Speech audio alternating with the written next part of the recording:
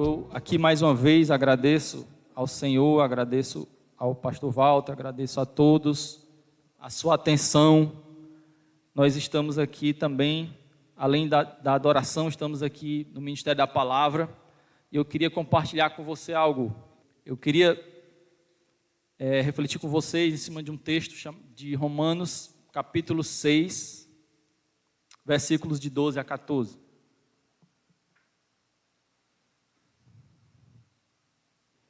Que diz assim: não reine, portanto, o pecado em vosso corpo mortal, de maneira que obedeçais às suas paixões. Eu vou repetir. Não reine, portanto, o pecado em vosso corpo mortal, de maneira que obedeçais às suas paixões. Nem ofereçais cada um os membros do seu corpo ao pecado, como instrumentos de iniquidade, mas oferecei-vos a Deus como ressurretos dentre os mortos, e os vossos membros a Deus como instrumentos de justiça. Oferecei-vos a Deus os vossos membros como instrumentos de justiça, porque o pecado não terá domínio sobre vós, pois não estáis debaixo da lei, e sim da graça. Amém? A gente tem conversado aqui, tem compartilhado palavras aqui esses dias sobre graça, palavras sobre o Espírito Santo de Deus sendo derramado na igreja. O capítulo de Isaías, o capítulo 55 de Isaías, é um capítulo que aborda muitos temas. E lá no final ele fala sobre a palavra de Deus, como ela age nas nossas vidas, e ela é capaz de transformar você numa árvore frondosa, numa árvore, um pinheiro ou um cipreste, pastor, cipreste, é ciprestre. É um trava-línguas. O fato é que existe até uma pregação que a Lana fez há um tempo atrás, a gente está tentando resgatar, fala sobre isso, que é uma árvore que além de ser frondosa, além de ser grande, além de ter uma grande raiz, além de ter um caule que sustenta toda a sua estrutura, é uma árvore também que é capaz de apagar ou parar um incêndio. E se por acaso houver um incêndio em uma mata que tem esse tipo de árvore, o incêndio vai até lá. E ela consegue parar o incêndio. Ela nesse contexto, né, de incêndio aqui no Brasil, quando a gente, inclusive orando, né, pela região lá do Mato Grosso, do Pantanal, a gente lembra também dessa qualidade, dessa característica dessa árvore. E o capítulo 55 de Isaías, ele fala que o Senhor, ele nos transforma nesse tipo de árvore. E a Bíblia também fala sobre a língua, né, como um instrumento quase que indomável. E às vezes, quando a gente está falando contra um irmão, um testemunho ruim contra o irmão, uma palavra negativa, uma palavra ruim, muitas vezes consegue matar socialmente um irmão ou assassinar psicologicamente um irmão, ou uma pessoa que você conhece só com as palavras. E você consegue tirar ela, por exemplo, de uma roda social pelas palavras. Mas o verdadeiro cristão, ele é como essa árvore, que quando vem uma palavra negativa, ele não passa para frente, aí para ali. A palavra negativa, que ela vem para ser transferida, um boato, uma fake news, uma palavra ruim contra o irmão para em você, porque você é um cipreste. Acertei, pastor, dessa vez? Se presta, presta, né? Então, você é como essa árvore, o incêndio para em você. Você não ajuda a inflamar as coisas, as situações. E por que eu estou falando isso? Porque a palavra de Deus, no versículo 13, nós lemos aqui também, eu estou fazendo um link aqui, que ele disse, olha, que o vosso corpo seja instrumento da justiça. Mais especificamente, cada membro do seu corpo. E a língua também é um membro do seu corpo. Então, a palavra que sai da sua boca, ela depende de você. E você controla isso. Mas Paulo também, mais à frente, ele fala sobre essa guerra. Guerra da carne contra o espírito. E o pecado e a carne querendo dominar a nossa vida. E tem gente que não consegue refrear e controlar a sua língua. Tem gente que também não consegue controlar a sua raiva. Tem gente que não consegue controlar também a sua vontade de falar dos outros. E assim vai. Pessoas que usam seus membros. Tem gente que é dado a roubar coisas e não consegue controlar suas mãos. Tem gente que vai para lugares que desagradam ao Senhor e não consegue controlar seus pés. Seus pés se apressam a lugares de maldade. Então, esse versículo 13 fala para cada um de nós que está usando os membros para injustiça ou para o pecado. E também fala para aqueles que estão usando os seus membros, os membros do seu corpo, como instrumentos de justiça. E a ideia é nós adorarmos a Deus. A palavra de Deus também diz que nós somos sacrifícios vivos. O Senhor, Ele não se agrada desse tipo de sacrifício que se faz quando você faz sacrifícios para Ele, promessas, e tipo jejuns e outros sacrifícios, se você não obedece. Então, a palavra de Deus é muito consistente, o Espírito de Deus é consistente, e o que você faz deve estar consistente exatamente pelo que você é, com o estado do seu coração. Tudo isso deve estar em perfeita harmonia. Não adianta eu fazer um sacrifício e em meu coração não ser obediente ao Senhor. E lá dentro da sua casa, como diz a palavra, né? Na escuridão, você fazer o que se desagrada ao Senhor. Então o Senhor te chama pela palavra a viver na luz, a viver uma vida transparente e uma vida dedicada ao Senhor.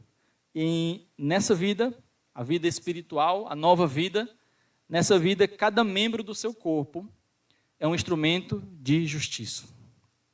O capítulo 3 diz que as pessoas que servem ao pecado, cada membro do corpo dela é um instrumento de iniquidade.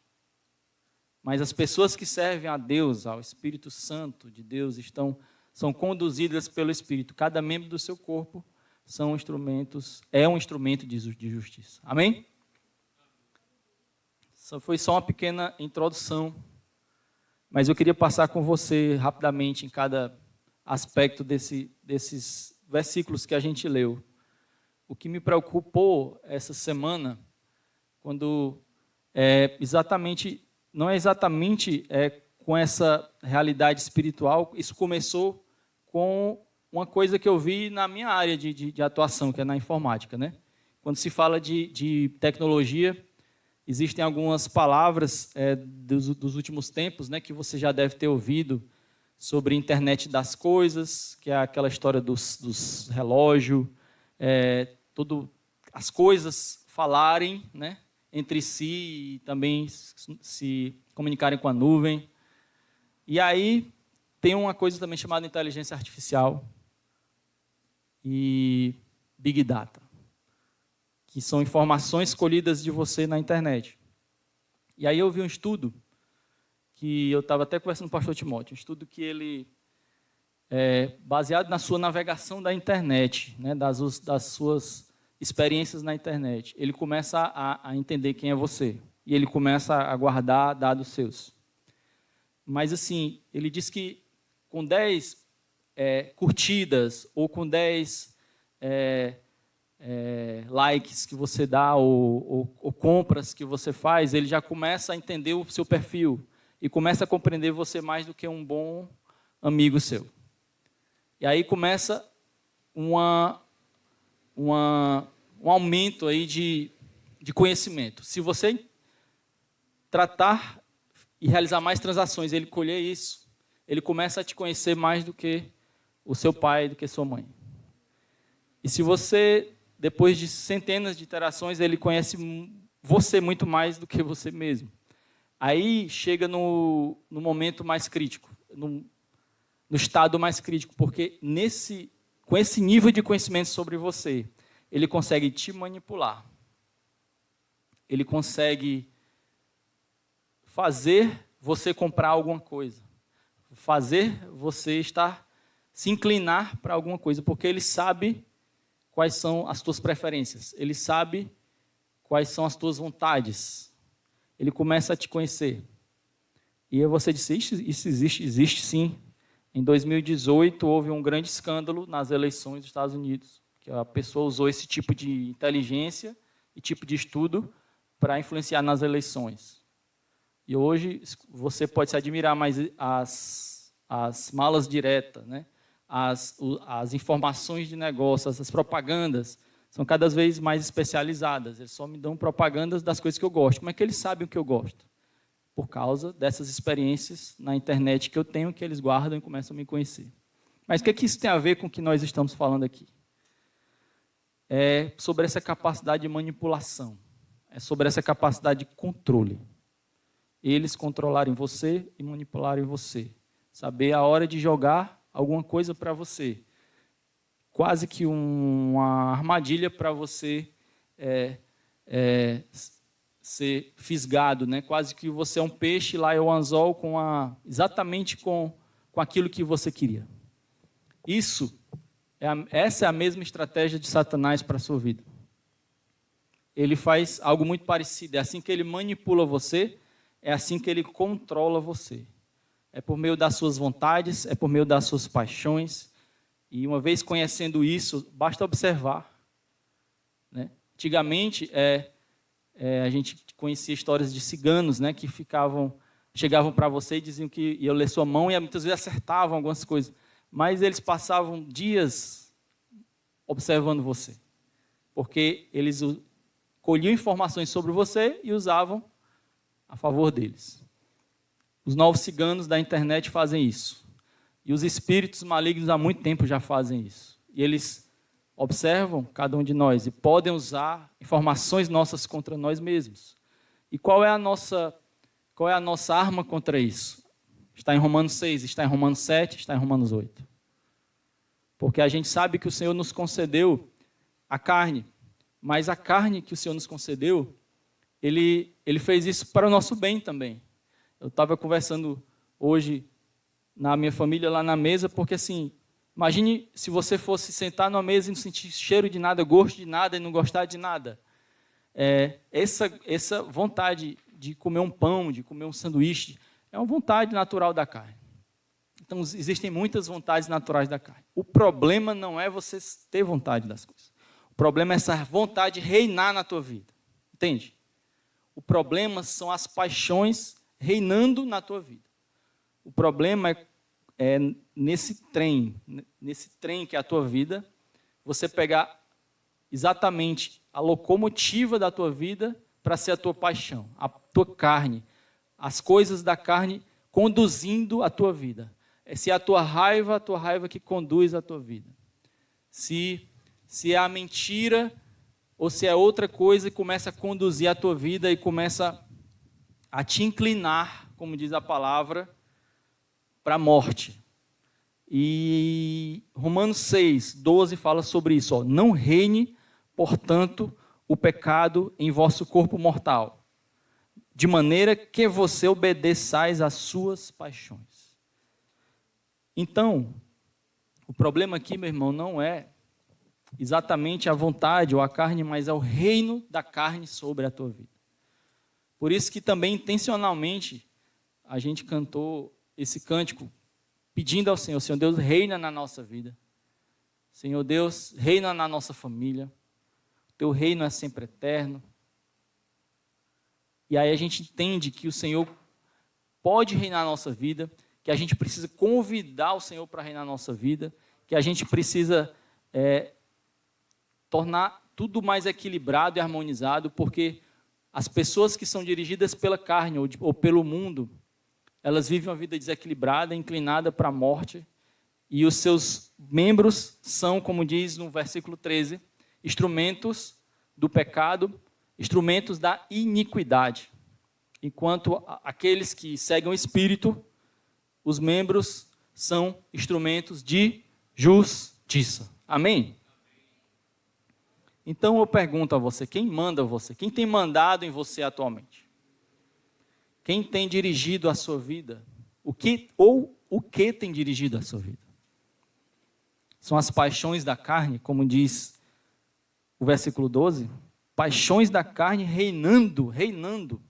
E em outras traduções, por exemplo, na NVI, diz assim: portanto, não permitam que o pecado continue dominando o corpo mortal de vocês, fazendo que obedeçam aos seus desejos. Você vê como é parecido com o que eu falei, com essa nova realidade aí da internet, né? Eles começam a conhecer a tua vida, sabem quais são os teus desejos de compras, e aí na hora certa, no momento certo, ele entrega uma propaganda infalível. Poxa, aí você pensa, eu tenho que comprar. Se você não comprar, ele te manda uma segunda com a promoção e ainda com aquela coisa assim, vai acabar. E aí você é manipulado e você é controlado por eles e logo você compra, porque eles sabem o teu perfil, sabem quem é você. E o Satanás ele pode agir da mesma forma.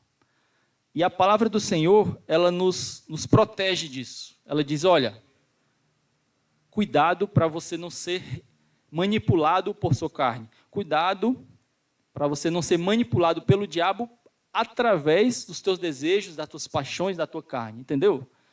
A palavra diz, não reine no teu corpo, não reine o pecado em vosso corpo mortal. Na tradução Almeida, Revista e Atualizada. E na tradução NVI diz, portanto, não permitam que o pecado continue dominando o corpo de vocês,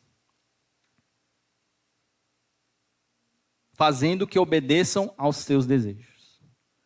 E aí, no 13, ele começa a falar sobre os membros como escravo da justiça ou membros como escravos da iniquidade, instrumentos de iniquidade, instrumentos de justiça.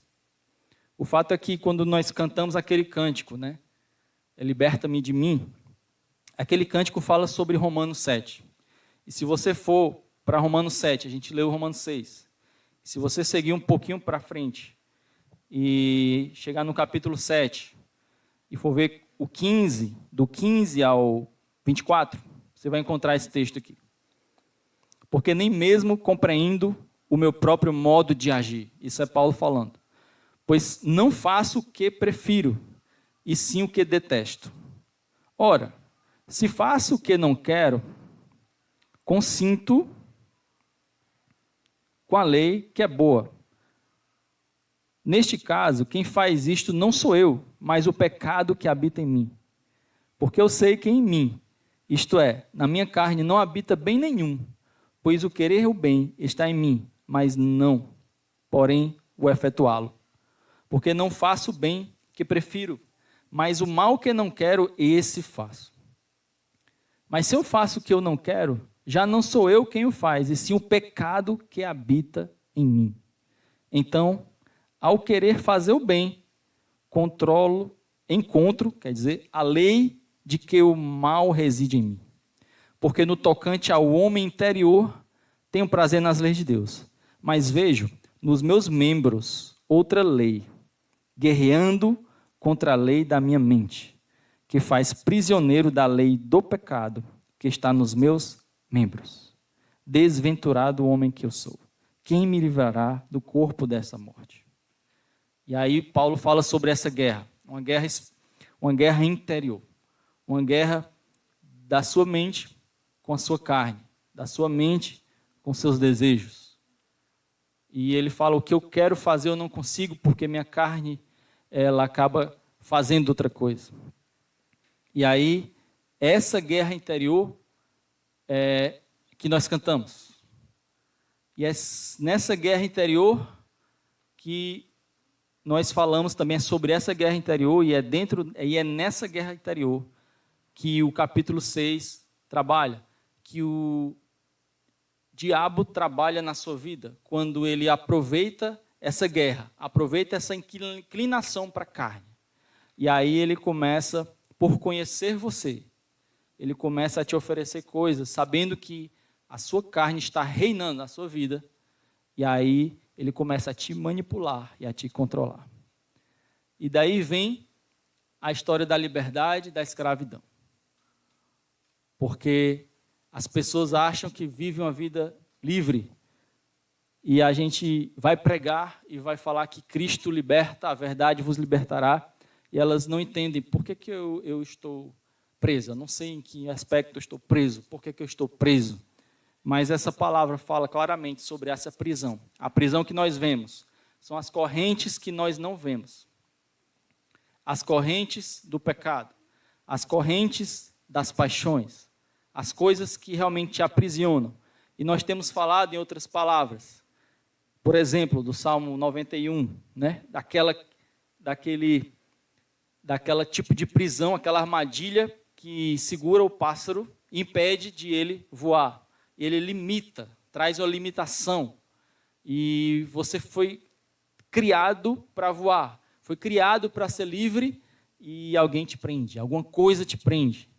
E essa não é a vontade do Senhor para a minha vida, e essa não é a vontade do Senhor para a sua vida, essa não é a vontade do Senhor para aqueles que estão perto dele, não é a vontade do Senhor para a igreja dele, essa não é a vontade do Senhor para ninguém.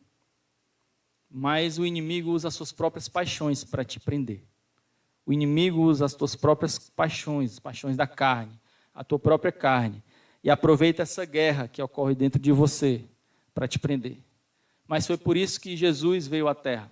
Ele veio trazer uma nova lei que é a solução desse problema.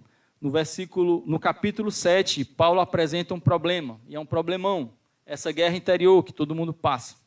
Mas logo no capítulo 8 ele apresenta a solução. E a solução para mim é a solução para você.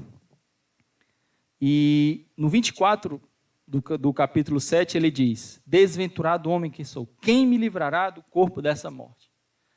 E já no versículo 1 do capítulo 8, do próximo capítulo, ele diz: agora, pois, nenhuma condenação há para os que estão em Cristo Jesus, porque a lei do Espírito de vida em Cristo Jesus te livrou da lei do pecado e da morte. Porquanto o que for impossível à lei, no que estava enferma pela carne, isso fez Deus enviando o seu próprio Filho em semelhança de carne pecaminosa, e no tocante ao pecado, e com efeito condenou Deus na carne o pecado. O pecado foi condenado por Deus, a fim de que o preceito da lei se cumprisse em nós, que não andamos segundo a carne, mas segundo o Espírito. E aí vem a chave, né? É você andar segundo o Espírito, não mais segundo a carne. E já a gente vai falar mais sobre isso. Porque os que se inclinam para a carne, versículo 5, cogitam das coisas da carne. Então, há homens carnais, pessoas mundanas, elas se inclinam para a carne e cogitam das coisas da carne. Mas os que se inclinam para o Espírito, cogitam das coisas do Espírito. E o 6 fala: porque o pendor da carne dá para a morte, mas o do Espírito para a vida e paz. Então, para quem vive na carne, a consequência, a inclinação para quem vive na carne é a morte. Mas para quem vive no Espírito é vida e paz. Vida e paz. Quem não quer ter uma vida no Espírito? Quem não quer ter uma vida cheia de Espírito, cheia do Espírito Santo?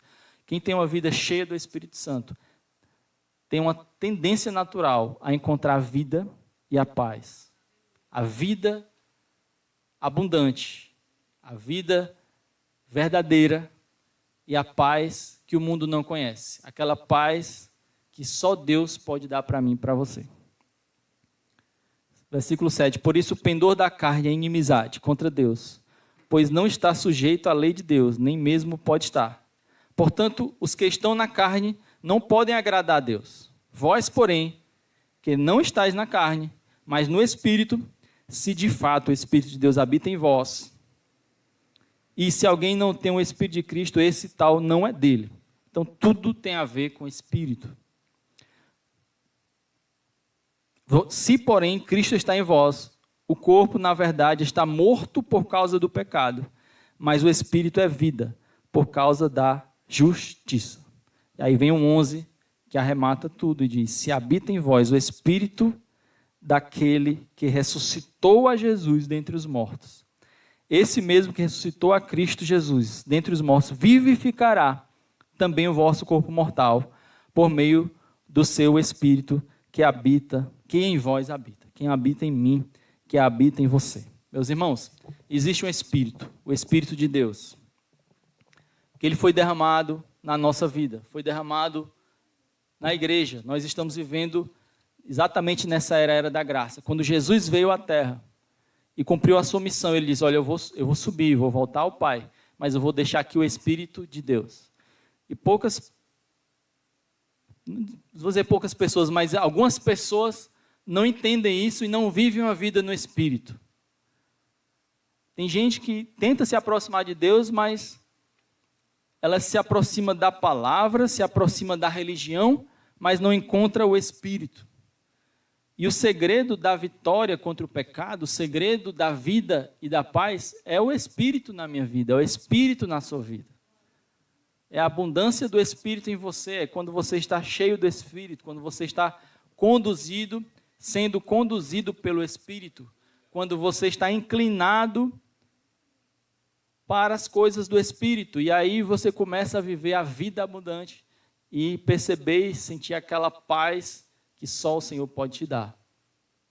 A questão principal aqui, que é a chave de como você vencer o pecado, de como você vencer essa guerra, está aí, no versículo 11. O versículo 11 diz assim: se habita em vós o Espírito daquele que ressuscitou a Jesus dentre os mortos, esse mesmo que ressuscitou a Cristo Jesus dentre os mortos, vivificará também o vosso corpo mortal, por meio do seu Espírito que em vós habita. Sabe, meu irmão, o nome dessa igreja é Nova Vida. Nesses últimos anos, ela ganhou mais um qualificador, mais um sobrenome chamado Nova Vida Atos. E a palavra Nova Vida, ela significa muito aqui, principalmente nesses 3 capítulos. Porque Nova Vida significa que a forma de trabalho de Deus em cima da minha vida e da sua vida. A gente tem conversado também sobre como outras religiões trabalham, ou como algumas técnicas aí modernas aí estão trabalhando no sentido de levar você para o passado, ou analisar o teu passado, ou outras religiões que falam de uma ressurreição, e a solução da tua vida vai ser reencarnação e tal. Mas o trabalhar de Jesus, o trabalhar do Senhor, o trabalhar do Espírito na minha vida, tem a ver exatamente com essa nova vida. Tem a ver com a nossa morte para o pecado e uma vida nova que o Senhor nos dá. E eu queria que você lesse, talvez tenha passado despercebido, o versículo do capítulo 6 de Romanos, o versículo 4, que diz assim: ó, fomos, pois, sepultados com ele na morte pelo batismo, para que, como Cristo foi ressuscitado dentre os mortos, pela glória do Pai, assim também andemos nós em novidade de vida. Em novidade de vida. Nova vida. Então, quando a gente batiza, quando a gente batiza alguém, quando João Batista começou a batizar pessoas nas águas, e a igreja continuou com esse símbolo, a pessoa entra na água, mergulha e depois sai. Isso significa a morte da pessoa para o mundo, a morte da pessoa para a sua própria carne, e quando volta da água, quando ressurge da água, é a ressurreição para uma vida nova. Nova vida, vida nova. E aí eu vou te dizer o segredo dessa palavra, a chave dessa palavra, que tem a ver com você vencer a guerra com o pecado. A guerra com o pecado. É simplesmente o seguinte: muitas pessoas estão vivendo somente a morte. Acham que o evangelho e a vida com Deus é deixar de fazer as coisas, é simplesmente somente morrer para o pecado, é não fazer isso, não fazer aquilo outro. Tem gente que diz, o meu papagaio é cristão, porque ele não faz isso, não faz aquilo, não faz outro. Meu cachorro também, porque ele não faz. A palavra de Deus não é só morte, a palavra de Deus é essencialmente a vida, é a nova vida. Não basta você apenas morrer, querer não fazer isso, não fazer aquilo. Você precisa investir na sua nova vida. Você precisa, essencialmente, viver essa nova vida que o Senhor te propõe. E para viver essa nova vida, não tem como a gente ver essa nova vida que o Senhor nos propõe sem o Espírito Santo de Deus. E o segredo todo está aí. É você não querer vencer o pecado e simplesmente vencer o pecado e pensar sempre no pecado. É você pensar na frente. É como viver essa nova vida. É como usar os teus membros como membros de justiça. É como ser conduzido pelo Espírito. É como viver essa nova vida. E a palavra em Romanos 8 diz: se habita em vós o Espírito daquele que ressuscitou a Jesus Cristo dentre os mortos. Esse mesmo que ressuscitou a Cristo Jesus dentre os mortos, vivificará também o vosso corpo mortal, por meio do seu Espírito que em vós habita. E o segredo é esse.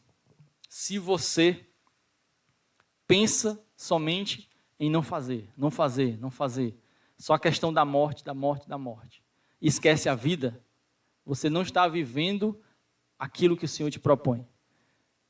Aquilo que o Senhor te propõe não é somente morrer para o pecado, mas viver uma nova vida para Deus. E essa segunda parte, que no batismo é você ressurgir, não é só você mergulhar. Tem pessoas que têm vivido a vida toda, mergulhou e ficou lá. E ela tenta vencer o pecado dessa forma, só tentando morrer para o pecado. Mas o que te faz vencer verdadeiramente isso é você viver essa vida nova no Espírito Santo. Aí você diz, como viver essa vida nova no Espírito? Essa é uma coisa do Espírito. É você deixar o Espírito trabalhar. É você deixar o Espírito te vivificar.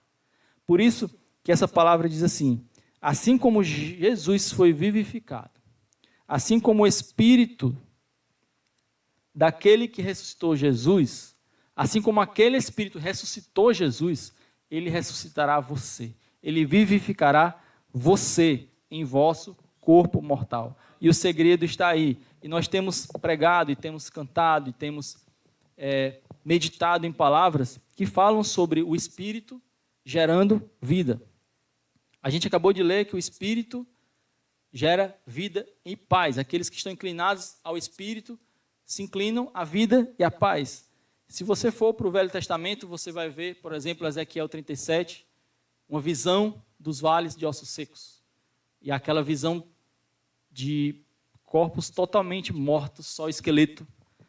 Mas mediante o Espírito, aquilo começa a ganhar vida, e aquilo começa a se materializar, e aquele esqueleto começa a ganhar carne, e aquela carne começa a ganhar pele, e o Espírito Santo começa a dar vida ali, e por fim ele dá o fôlego de vida. E é assim que o Senhor faz com cada um de nós espiritualmente. O Espírito Santo, ele vai nos dando uma vida nova para pessoas que estavam mortas. Se você for ver também, 10 capítulos depois, Ezequiel 47, fala do rio que desce do trono de Deus. E aí a gente tem falado muito sobre isso, tem meditado muito sobre isso, tem cantado sobre isso, sobre aquela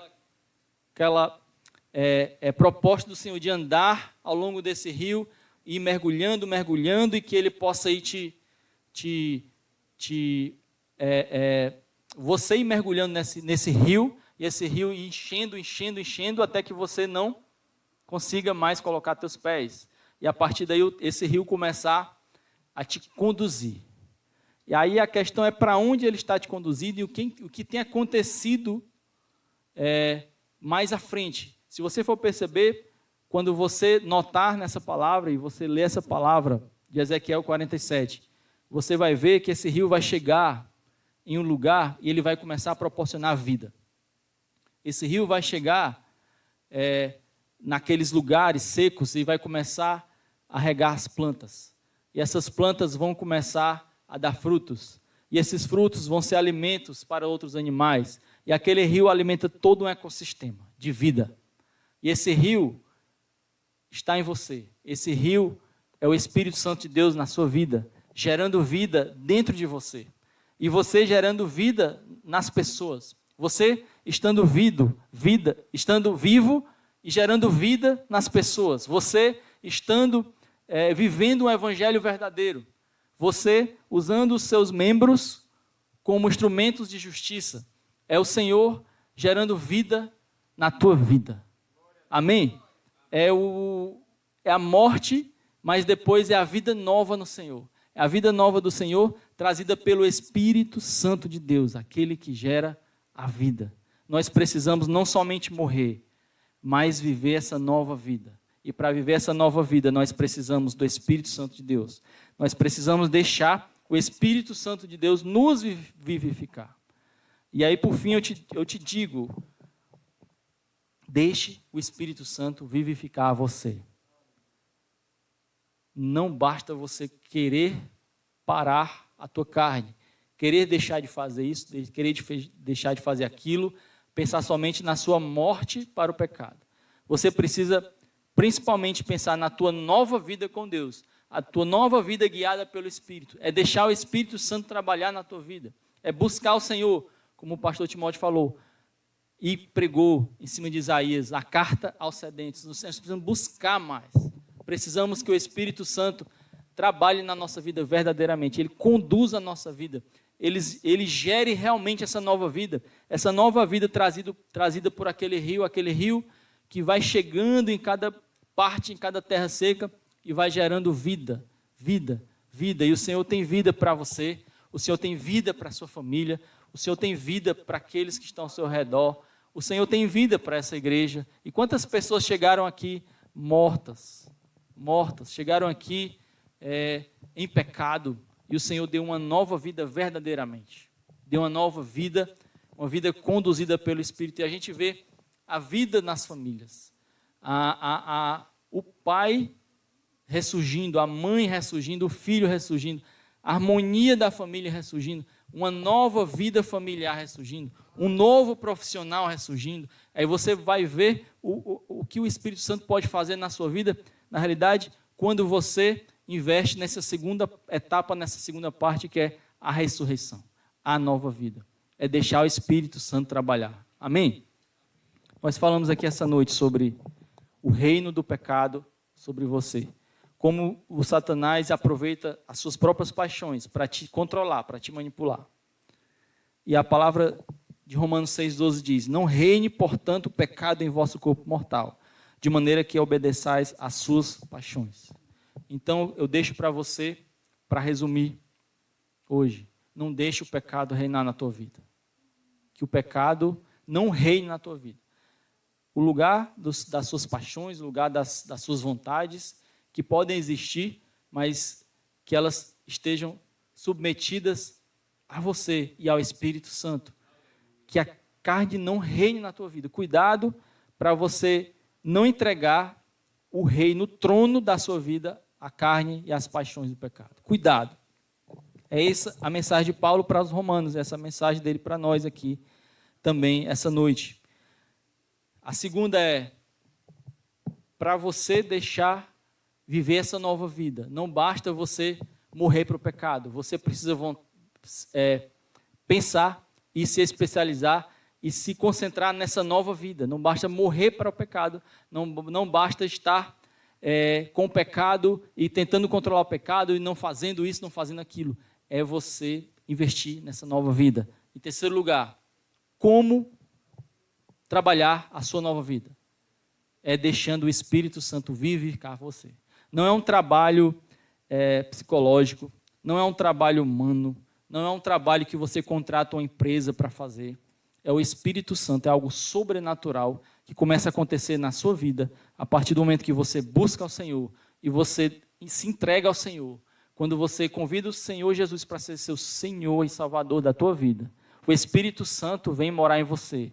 Você é casa de Deus. E a partir daí, se você não apagar o Espírito na sua vida, como diz aqui a palavra, se o Espírito realmente habita em você, você viverá a nova vida.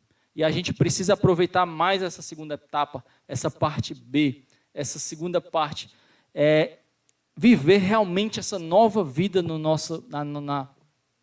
nossa vida espiritual, na nossa vida cristã. Essa nova vida, conduzida pelo Espírito, nem todos têm. As pessoas encontram a religião, encontram algumas palavras, mas não encontram o Espírito Santo. E o Espírito Santo é a chave para a sua nova vida. É Ele que vai vivificar você. Assim como Ele vivificou aqueles ossos secos. Assim como Ele vivificou todo aquele sistema quando aquele rio passou. Ele vai vivificar a tua vida. Assim como vivificou cada um dessa igreja. Assim como tem vivificado a vida de cada um aqui. Amém? Que o Senhor abençoe você. Que o Senhor esteja próximo de você. E que você se preocupe em viver essa nova vida verdadeiramente, com o Espírito Santo. Certamente, Ele irá lhe ajudar. Ele irá dar uma nova vida, verdadeiramente.